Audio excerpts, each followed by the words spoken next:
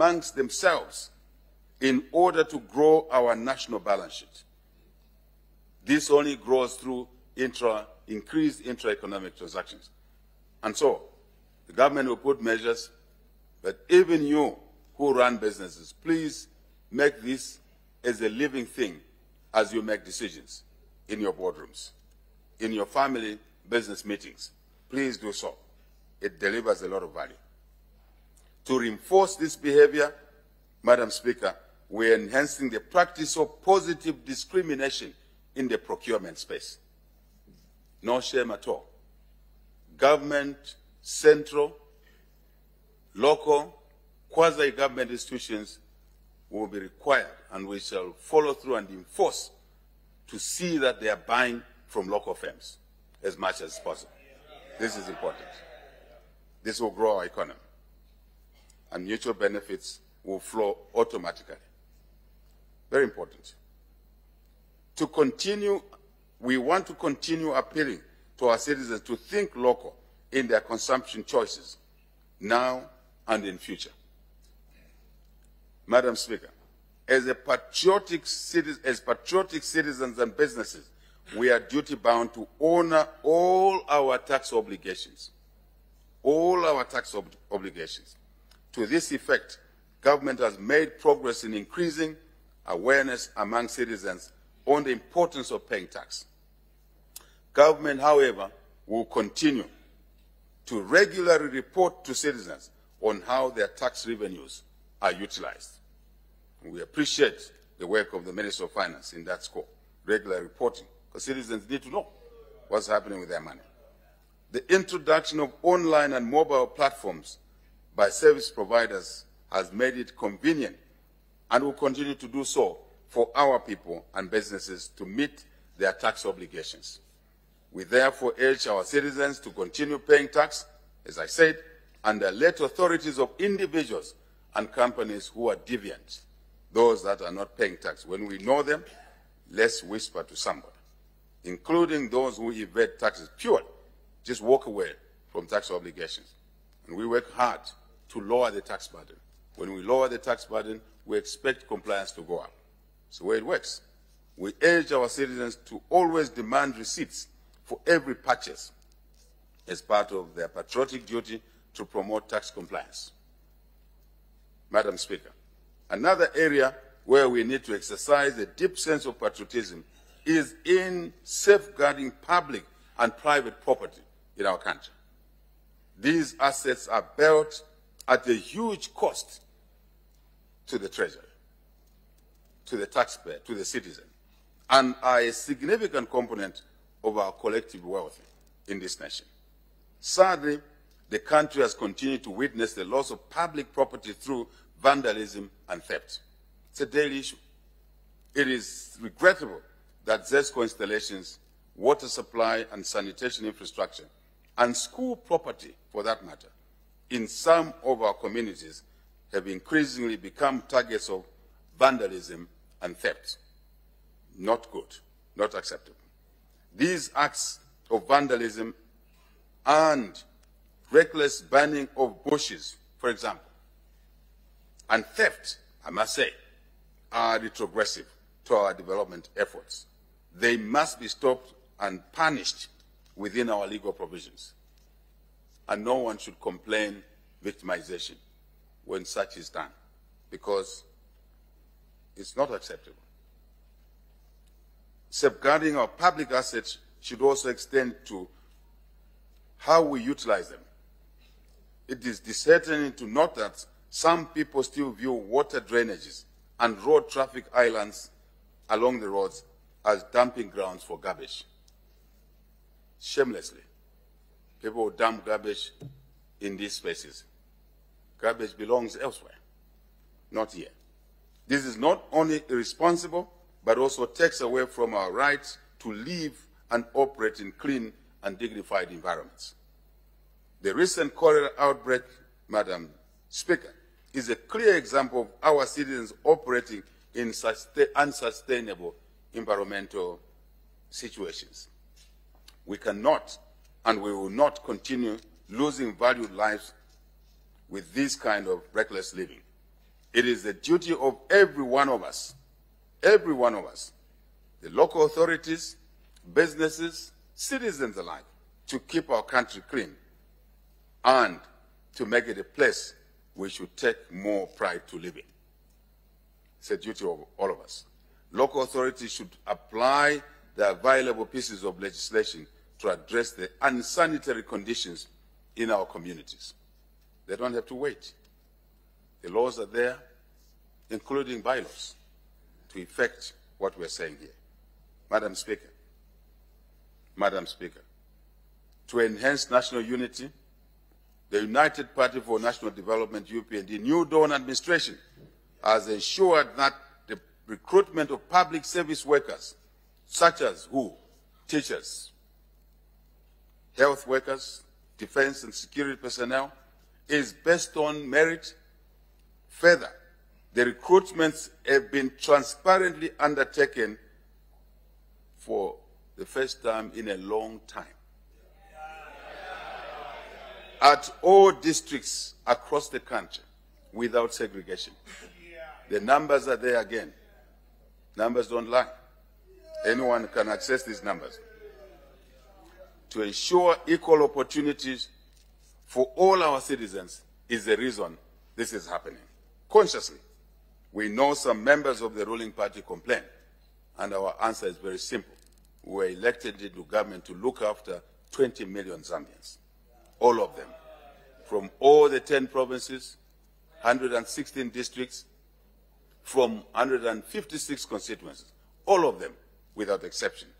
I would like to hear, Madam Speaker, one who says, in my district, there has been nobody employed. I'm looking for one.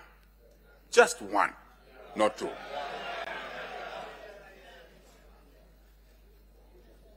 Madam Speaker, to promote an all-inclusive society, our administration has continued to distribute national resources equally.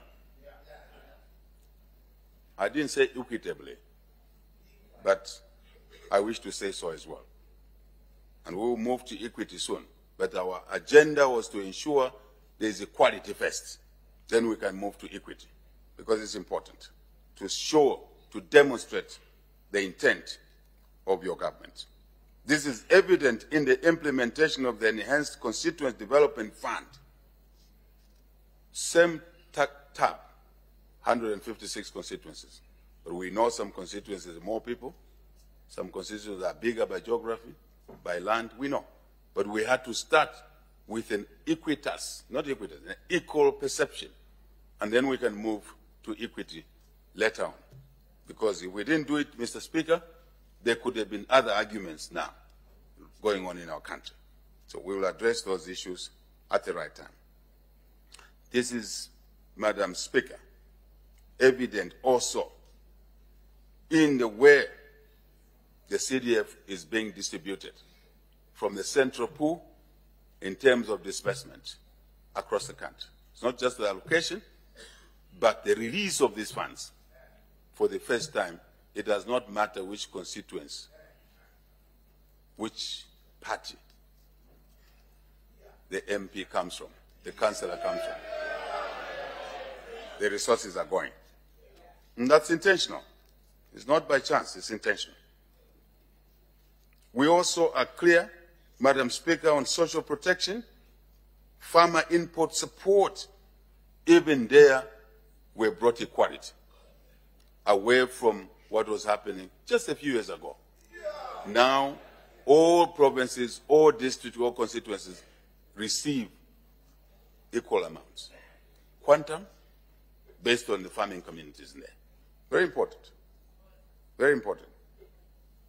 And there are several other programs of this nature which are being implemented transparently and fairly across the country. Madam Speaker, we will continue on this positive trajectory and take development to each and every part of our country. Each and every part of our country, in order to promote national unity for the benefit of all Zambians. 20 million of them. 20 million of them. And when we breed more, those will be taken account of.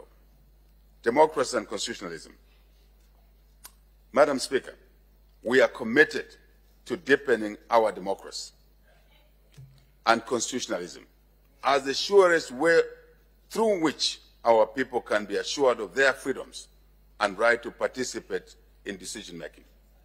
Again, statistics are there for everybody to see. The ratings are there for everybody to see. We don't have to say it ourselves. In this regard, we are delighted and honored that Zambia has been named among the top 3 most democratizing countries in the world.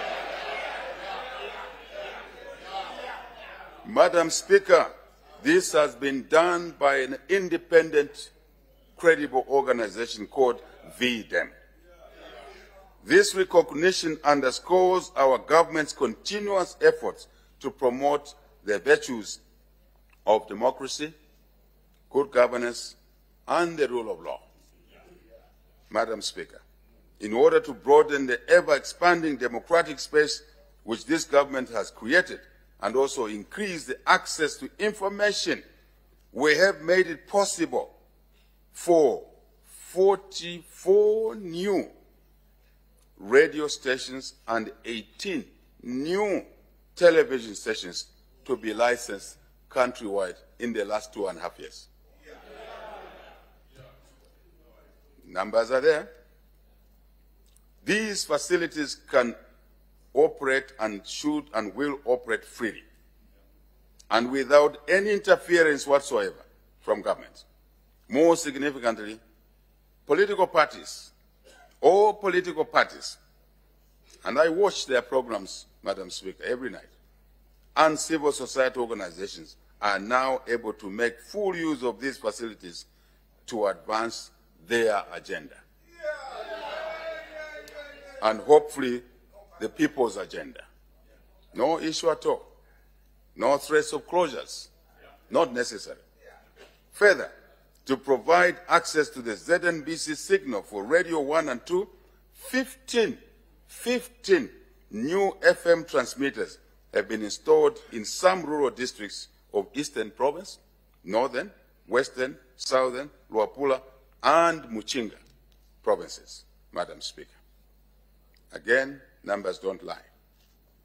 Madam Speaker, to enhance the participation of eligible voters in elections, we have undertaken, again for the first time, although the law was there before, continuous voter registration. It's now operational. A program which is in line with the Electoral Process Act. As I said, the law was there, but it was not implemented for whatever reason. That doesn't matter. It's now operational. The program now covers all the 10 provincial centers of our country. Lovely country, Zambia.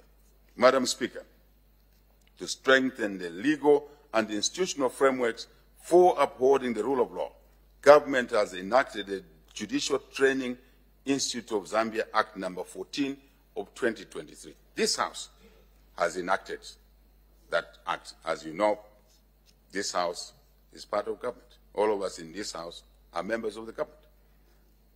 So, which this establishes the Judicial Training Institute. Commendable indeed. Thank you to this House.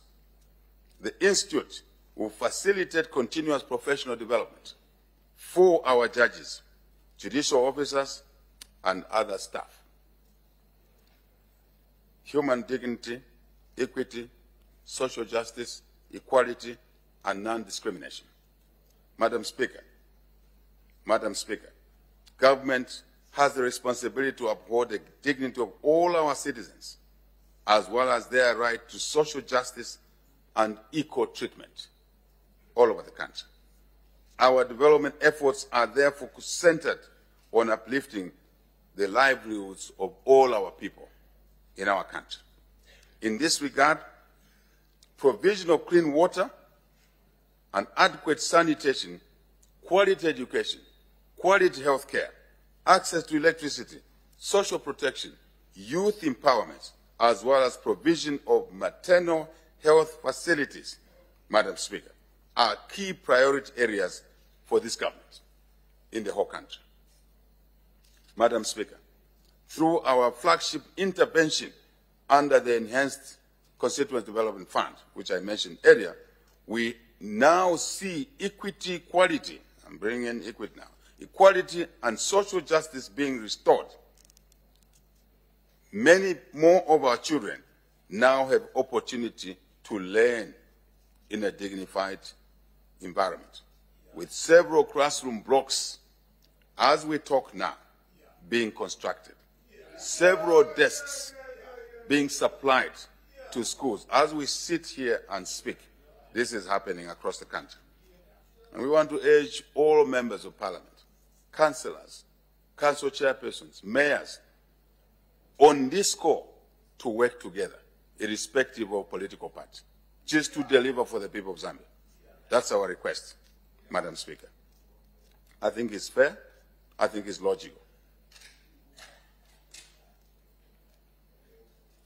I did mention about procurement of desks locally.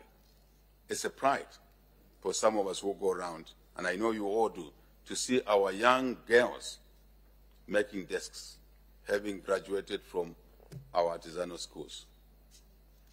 Sense of success in one's body, if you like, complete.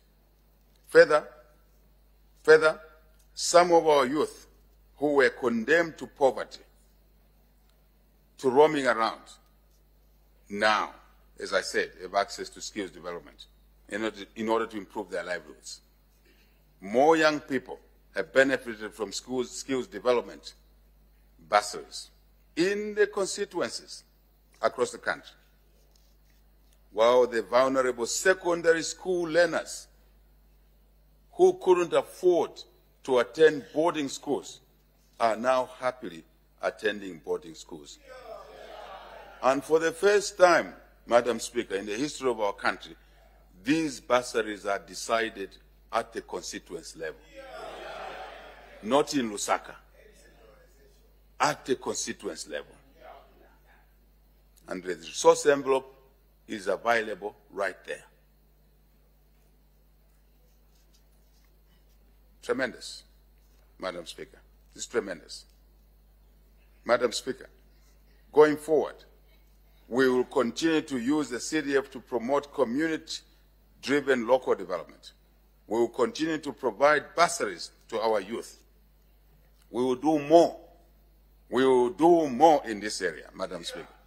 We are not turning back. Every year we will increase this allocation for our youth, because we know this is the best investment, not to the child only, but to the family, to the community, and I dare say to the economy in terms of skills. Madam Speaker, in order to support the kids after such training, your government has provided empowerment grants and loans as well as a package. In order to spread benefits to others, Madam Speaker, I mean some benefit today, but in order to spread benefits to others, all those citizens who get grants should not be wasteful. They must utilize effectively these grants and facilities.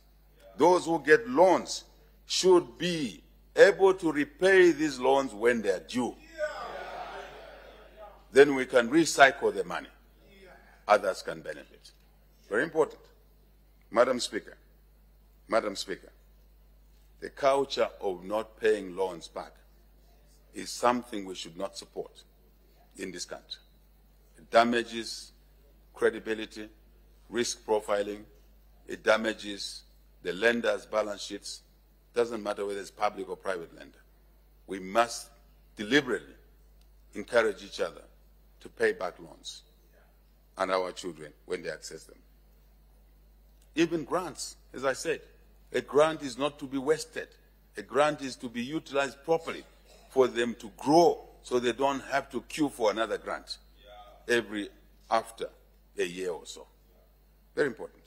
Madam Speaker, government has continued with provision of water and supply, as I said, sanitation services to ensure that outbreaks of waterborne diseases such as cholera and typhoid in our communities are a thing of the past. Madam Speaker, I am low in morale. We should be low in morale when we see lives that could be maintained are lost because of things associated with our own conduct. Not good.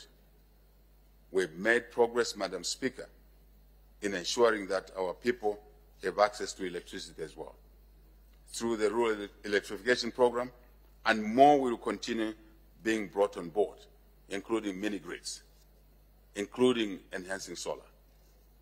I believe, Madam Speaker, this House and members of this House heard our pronouncement in Chipata just a few days ago to pull down duties and taxes associated with energy provision and irrigation farming.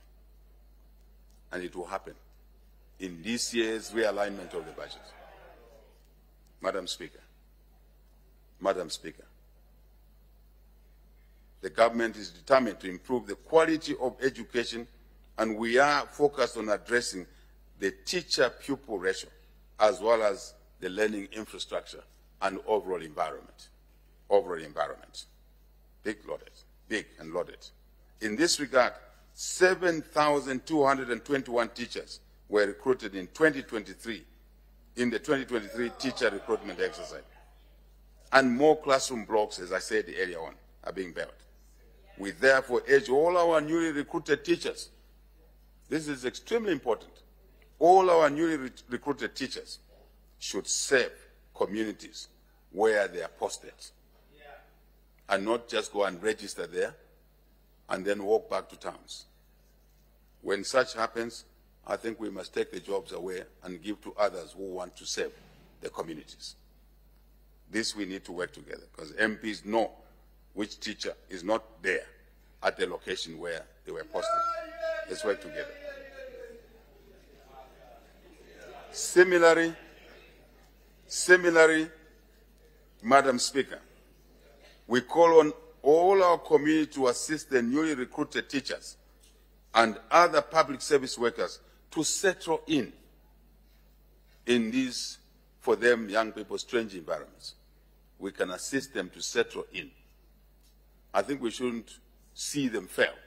We should help them succeed by setting them in, including business opportunities, to build houses, to rent, to this.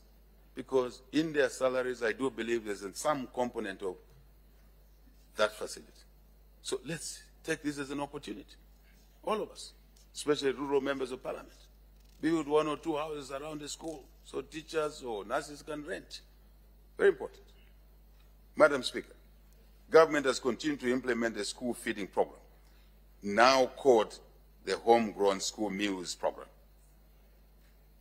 The rebranding of the program is meant to promote its sustainability through the use of nutritious local foods while supporting local farmers. To this effect, over 2.2 million vulnerable learners from 82 selected districts across the country are being supported under the Homegrown School Meals Program. We call upon local businesses, churches, NGOs, civil society to join government by adopting schools for homegrown schools meals. Madam Speaker, in our continued efforts to promote inclusive development, 3,300 vulnerable youth across the country have been provided with grants under the National Youth Scheme. Our youth are also being empowered with motorbikes. Yes, with motorbikes on loan basis. I talked about loans earlier. These are all initiatives aimed at enabling them to venture into income-generating activities, so they don't queue for handouts. So we kill the habit of queuing for handouts, because it's destructive to our people. We are also offering our youth skills training in various fields. I said it already. Graduates from these youth resource centers are doing a tremendous job. Tremendous job. Tremendous job. And it is our duty, and the government has continued to assist them with startup kits, such as sewing machines, toolboxes, welding machines, catering equipment. This is practical. This is to a community of our population which was ignored. At our time, if you qualified to university, you got a bursary automatically. But the colleagues that didn't go to university were left on their own. Now this government is attending to them, and attending to them seriously. Madam Speaker, in our continued efforts to enhance timely access to justice, 5 local courts were constructed and 8 rehabilitated across the country, while legal aid offices were established in 5 additional districts across the country. Government has also established legal aid desks in police stations, right in the police stations, and correctional facilities to allow accused persons access to legal services at a point of need. Some of us know what that means. Additionally, legal services units have been established in various districts of the country to provide community outreach services, legal services. The number of citizens who received legal aid services in 2023 was 31,556 across the country. Madam Speaker, to further promote equity and human dignity, the New Dawn UPND government administration has continued to implement various social protection programs. These include social cash transfer, shock responsible social protection, shock such as drought, emergency cash transfer, and the food security pack. The shock response social protection program aims to cushion the beneficiaries of the social cash transfer from the negative effects of climate change, as I said, especially the current drought. In addition, we continue to provide vulnerable but viable households with farming inputs under the Food Security Pack program. We would like feedback, Madam Speaker, from the members of Parliament, so we can better what we're doing for the people. Madam Speaker, overcrowding in correctional facilities remains a source of concern to government. The current inmate population in the country is over 25,000 against the holding capacity of 10,650. To address overcrowding in correctional facilities, Madam Speaker, government is expanding open-air correctional centers across the country. The open-air correctional facilities, for example, in Dansanga, in Mwembeshi, and Momboshi, 2 different places, Mwembeshi and Momboshi, have been expanded, creating an additional holding capacity to accommodate over 3,000 inmates. Madam Speaker, government is also promoting the imposition of non-custodial sentences for minor offenses and the continued granting of police bond to decongest police cells and bail on flexible conditions, not asking for sureties who are civil servants, as it used to be. You don't need a surety who is a civil servant now, because civil servants will be scared of being sureties. So this is now liberal, and all bailable offenses, and I insist. Some people seated in this room know I talk to them regularly, that when a matter is bondable, give bond. A matter is bailable, give bail. There's no issue about that. No issue about that. Good governance and integrity. Madam Speaker, we are committed to and will continue maintaining law and order in our country, as this is important for social order and economic development. We therefore thank our citizens across the country for maintaining peace this far. We particularly thank our citizens in areas where we have had by-elections since the August 2021 elections, for the peaceful atmosphere exhibited so far. It was gratifying, Madam Speaker, to see members of opposing political parties freely mingling. Madam Speaker, it was gratifying to see members of opposing political parties freely mingling during their campaigns, including in Shuangandu of Muchinga province, which was a volatile area just a few years ago. But I was very happy to see members campaigning from all political parties and laughing, joking. Then they go and campaign to the voters. That's how it should be. There's more political space now than ever before. Madam Speaker, may we also take this opportunity to thank our women and youth across the country for turning out in huge numbers to commemorate their days, Women's Day and Youth Day. And all political parties who wish to participate were there. What a joy. That's how the country should be. And we should not allow to regress. We should not go back to the dark days. We must improve. We can do more, but we should do more together in this direction. It's the correct direction. Madam Speaker, we remain firmly committed to upholding the tenets of good governance and integrity. Our resolve is underscored by the measures we've instituted in the fight against corruption and maladministration. Madam Speaker, we are making progress in our fight against corruption. To strengthen collaboration and the efficiency among law enforcement agencies, government established the Asset Recovery Inter-Agency Coordination Framework in 2023. Through this framework, millions of kwacha, I must say, Madam Speaker, millions of kwacha, maybe some members of our community, our country do not know, but millions of kwacha in movable, non-movable assets, including cash, have been recovered. Maybe we are not doing well in reporting. We should report transparent and open and more frequent. Government has also strengthened the legal framework on the management of forfeited assets through the issuance of statutory instrument number 13 of 2023.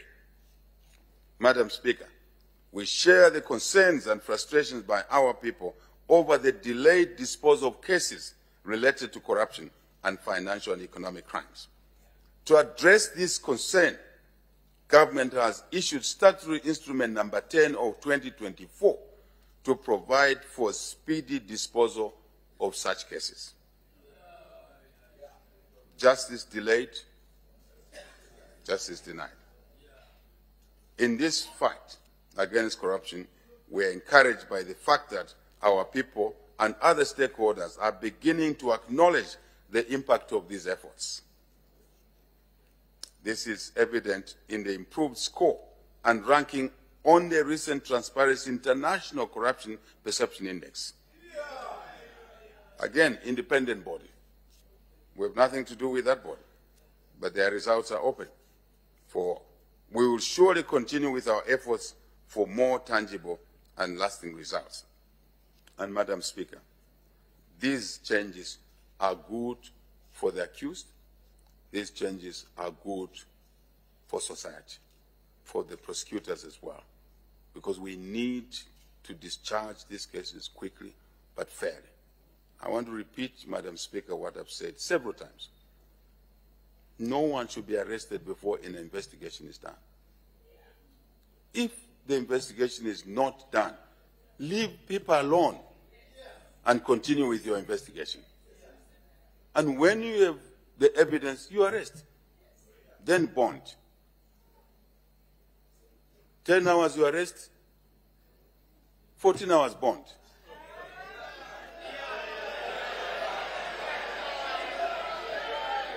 Madam Speaker, if the matter is not bondable, 10 hours you arrest, 14:30 you are in court, and bail must be granted. I said that already. This is not a joke. This is serious. And then prosecute quickly. And we get on with our lives. Thank you.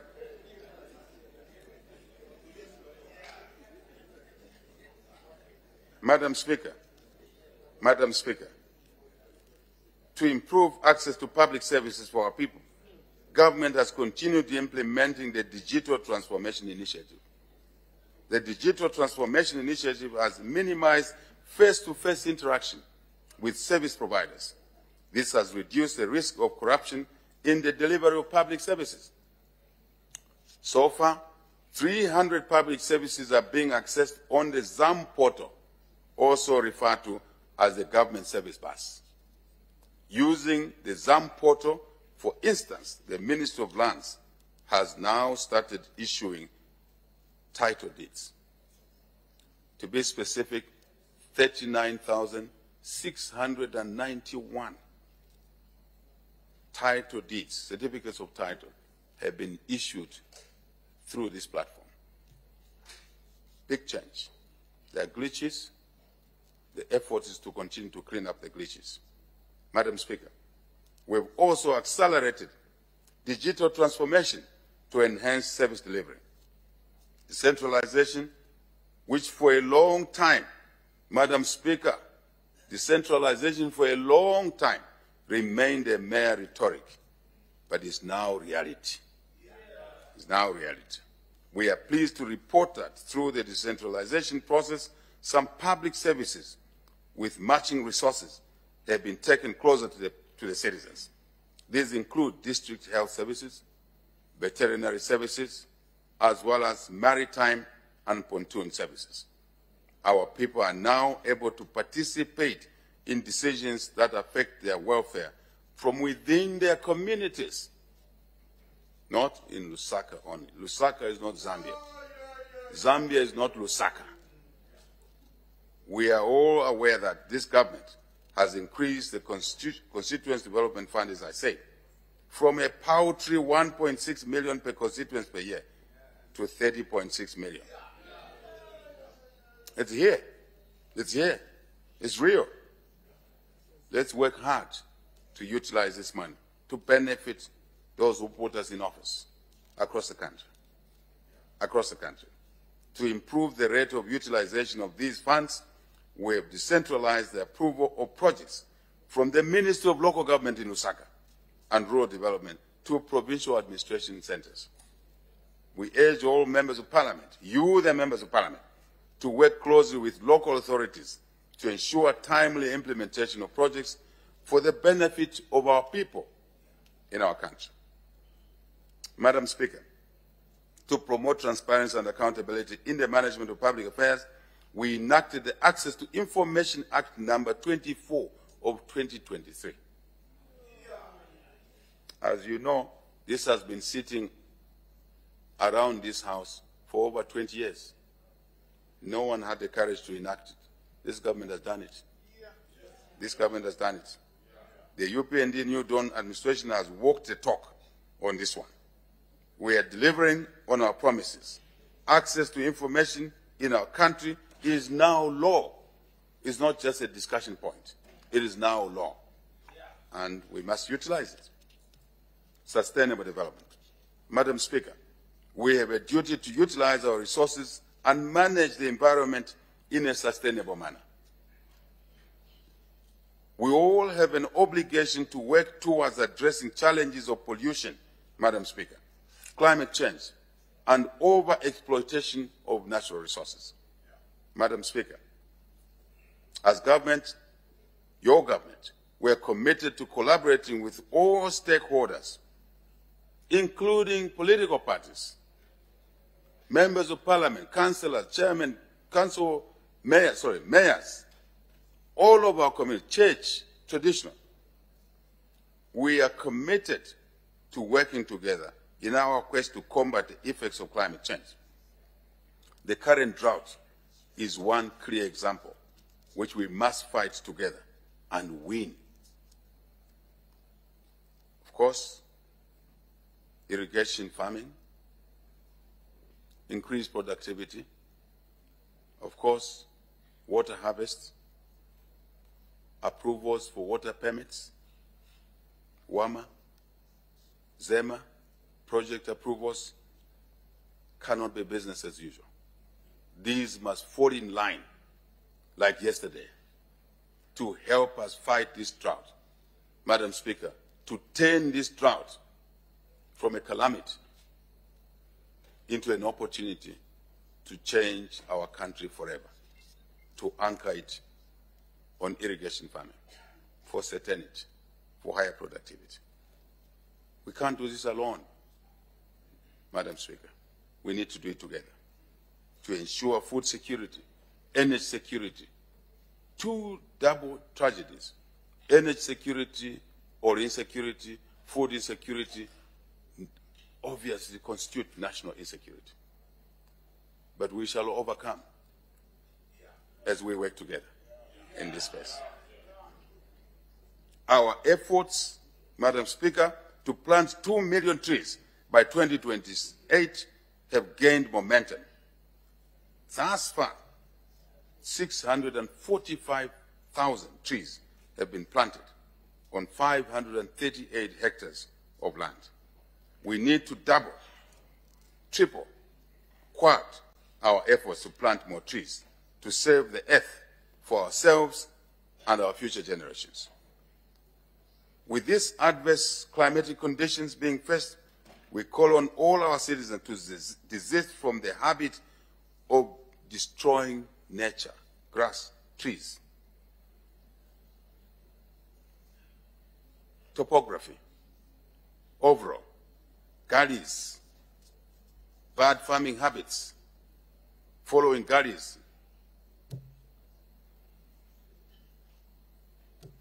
We need to save human lives, livestock, our crops. When I say livestock, I mean domesticated, Madam Speaker, and those in the wild. It's part of our assets. We call on you, members of parliament. We call on traditional leaders, churches and other stakeholders to join government in sensitizing communities on these negative vices.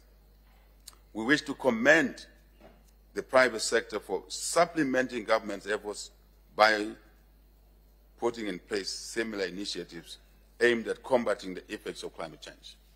Madam Speaker, carbon trading is a cardinal issue. Carbon trading is cardinal. It's a cardinal issue. And in addressing the effects of climate change, as it promotes conservation of forests and forest resources across the globe, carbon trading, carbon market becomes extremely essential. Forests and trees are vital in reducing greenhouse gas emissions. Government will work with all stakeholders in the sensitization on the issues of carbon markets, so that our citizens, including members of this august House and traditional leaders and the church, appreciate how carbon markets operate. Today, if you talk about carbon markets, people are saying, what is he talking about? So, this government is working to make sure that we can all understand how these markets operate, and your government has now temporarily ceased signing any agreements around carbon markets because we don't want to sign wrong agreements and lock ourselves in. So, the three critical issues. One, what is the market? What's the carbon market? What is a ton of carbon, Madam Speaker? We all need to have a general understanding. Number two, what is the pricing? What is the correct pricing of a ton of carbon? So we don't leave money on the table. Number three, Madam Speaker, the redistribution of economic benefits or resources, all money simply arising from carbon trade. So your government is working very hard, cooperating with international organizations in these three elements.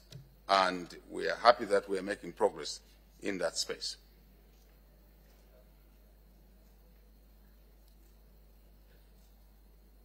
I want to emphasize, Madam Speaker, the communities that protect their carbon assets must be the ones benefiting more, so that we can move them away from the negative vices by giving them alternative options: beekeeping,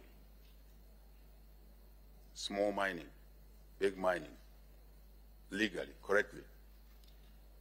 We can move them into activities where funds arising from carbon market trade are directed in their way.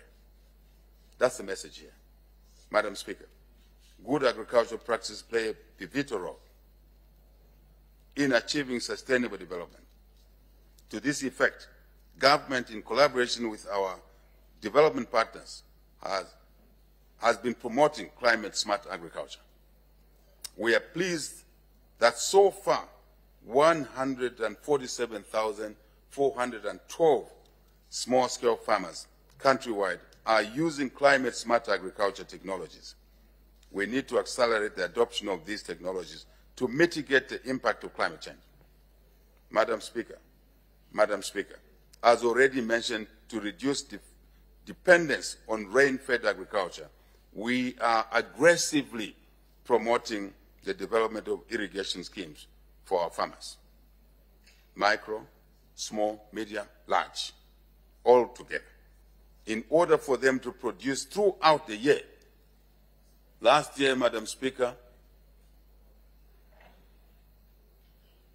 I attended in Nyimba what we called launch of the planting season. And at that function in Nyimba of Eastern Province, I said, this is the last time I'm doing this, because there's nothing called a planting season. We should be planting every month. We should be harvesting every month. So that activity is now redundant. It's monthly, harvest, planting. That's where we should be going.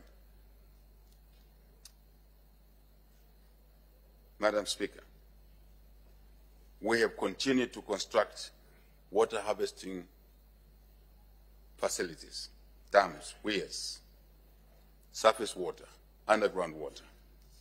Water mapping is where now some of the money in the budget reallocation will go. So we know where the water resources sit. We don't sink boreholes anywhere, anyhow. We sink boreholes where we know the water is there. So we are not wasteful. So we save money, but we should be able to irrigate as well. Madam Speaker, this is in line with our declaration of the current drought due to El Nino as a national disaster and national emergency. And following this declaration, as I said, the 2024 national budget is being reviewed to move resources, Madam Speaker, away from consumption expenditure, habits, bad habits, workshops, perpetual workshops, to meet to talk about the next meeting. No. No. No. No. Money will be moved away from those areas, which you, the parliamentarians, had already approved. We are now asking you to revisit that and move money to areas such as water harvest, feeding our people, to start with, Madam Speaker. Priorities to feed our people. And then to move into sustainable irrigation-based agriculture with higher productivity levels. That's the core, and we do believe this House will support this budget realignment days ahead from today. In conclusion, Madam Speaker, in the past 1 year, we continue to make notable progress in the application of our national values and principles. We have been steadfast in the fight against corruption, in the fight against alcohol and substance abuse, in the fight against early marriages, in the fight against gender-based violence. We will continue to institute crime mitigation measures, including, Madam Speaker, gun control. Gun control. We are seeing too much use of guns, excessive use of guns. And the minister responsible has been directed to put controls around there. I guess he has already made a statement on the floor of this House. And it will be accelerated and implemented. I would rather buy a plow than a gun.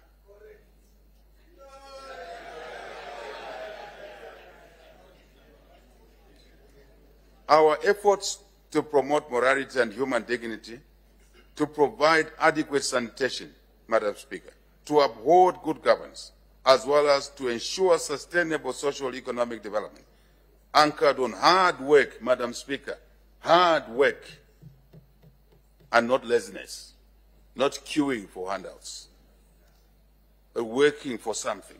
In return, you can have what you want. This culture must shift, and shift quickly.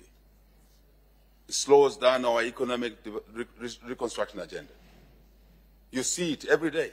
I see it every day. It became something abnormal to talk about hard work because the normalcy was laziness and the returns, handsome returns out of laziness. How can that be? How can a nation develop on that basis? So, Madam Speaker, I ask this House that we walk together this path of promoting hard work and kicking out laziness from our societies across the country. Accountability, of course, no question about that. No question about that. I want to say, Madam Speaker, when we do what we are saying, we will reap dividends. No question about it. Muzakolola zomwe munabyala.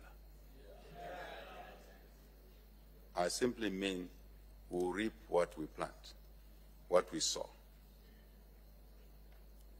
That is our message here. Let's sow correctly, we will reap positive results. We admit, Madam Speaker, that more needs to be done. Whatever we have said today here, more needs to be done. We understand, we acknowledge that, and we need the support of others, including our colleagues from different political parties, religious, organizations, global community. Madam Speaker, our national values and principles are critical to national development. As citizens, we have an urgent and compelling duty to fulfill our national values and principles, which should never be sacrificed for anyone and for any reason. For anyone and for any reason. Every one of us, every stand we take for morality and ethics, every act of patriotism, every step towards unity, every activity aimed at strengthening the fabric of our nation, in line with our motto of one Zambia, one nation, we see it as an opportunity. Absolutely. One Zambia, one nation, one people. We see this as an opportunity. We understand our democracy, constitutional democracy. Leaders will come and go. Leaders will come and go. But all leaders must work for the people of Zambia at any time. So, as a nation, and in line with our motto of one Zambia, one nation, one people, every opportunity we see, we must use it to promote human dignity and social justice. Every stand must be for good and integrity. Every effort to uphold democracy and constitutionalism assures our nation of the future we aspire to have, for us and for our genetic material to come after us. A nation in which we as the Zambian family can raise capable, responsible, decent, and successful children and citizens. Madam Speaker, as our country turns 60 on the 24th of October this year, let us all strive to be the best we can be now and into the future. Let us commit to always doing good, to do good for this great nation. To always be good to each other within our democratic dispensation. We must work to do good to each other within our competitive democratic, constitutional democratic dispensation. We can achieve both. These are not contradictions. Let us always stand for and live by our national values and principles. Indeed, let us elect to walk this path as one Zambia, one nation, one people, under one God. Under one God. Madam Speaker, may the Almighty God bless us all. May the Almighty God bless our motherland, Zambia. Madam Speaker, I thank you and I beg to move.